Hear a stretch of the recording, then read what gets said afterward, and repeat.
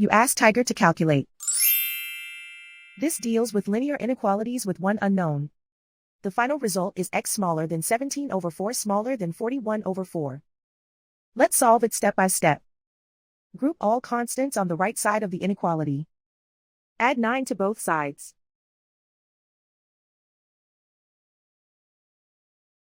Simplify the arithmetic.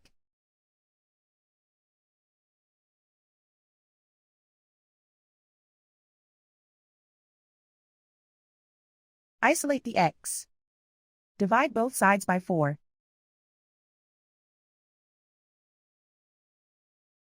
Simplify the fraction.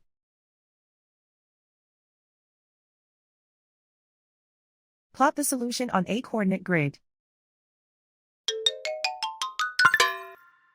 And so the final result is x smaller than 17 over 4 smaller than 41 over 4.